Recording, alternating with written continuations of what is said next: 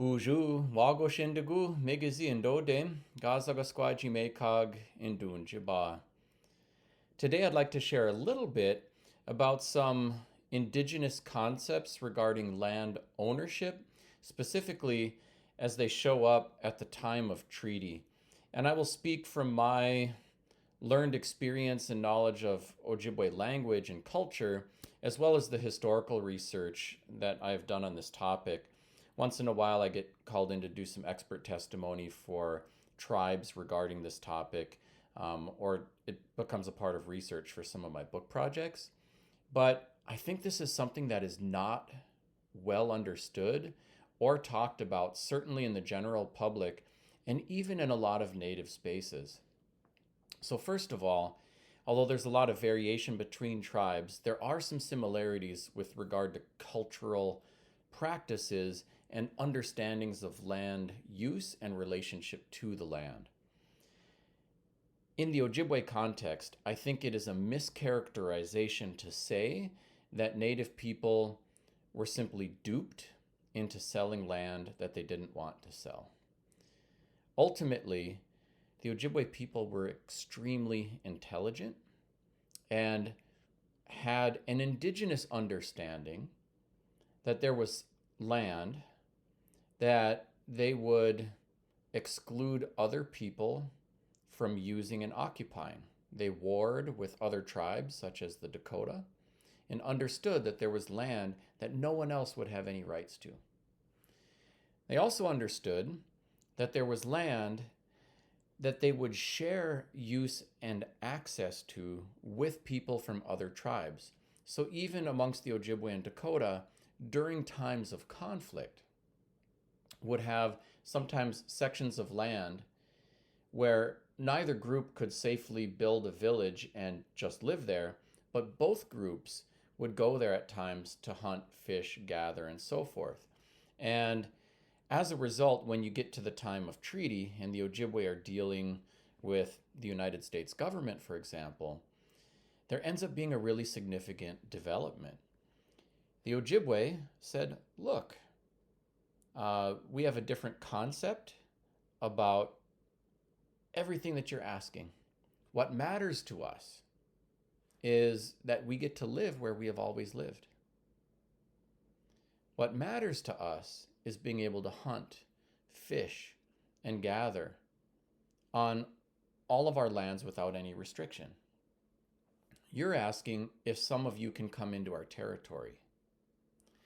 And in the major treaties that the Ojibwe signed in Wisconsin and Minnesota, the 1837 treaty, the 1842, the 1854, these treaties in particular had very specific clauses that said that the Ojibwe would retain the right to hunt, fish, gather, and live on all of the lands under discussion. And that's what mattered the most. The Ojibwe did agree to open up some segments of that land to shared use with the United States government, with the understanding that some white people would come in, and especially with the 1854 treaty, with the understanding that they might cut some trees or mine some iron ore. But by no means did the Ojibwe understand or agree that they would be selling the land outright or agreeing to what's called in a legal sense, alienate themselves from that land, meaning surrendering their right, title, interest, and so forth. The United States government operated with that same shared understanding for many, many years after these treaties. And it's not until you get, they're not even surveying that land in many cases until the very late 1800s and early 1900s. And then you get a flood of white settlement, and it is the new white settlers who assume they own this land and can exclude all others, and that the Ojibwe are alienated from that land. But that was never the understanding of the Ojibwe people or the American officials who negotiated those treaties. And it's all verified with all kinds of documentation since then. And so, when you look at litigating these things with a treaty case today, or understanding what does this mean, the legal standard is that the rights of Native people should be governed by treaties as they were understood by the indigenous people who signed them at the time.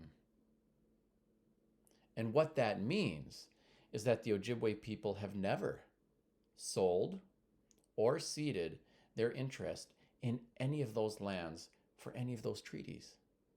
They only agreed to share use with the newcomers in return for a payment. So there's been a terrible misunderstanding by many people in the broader community.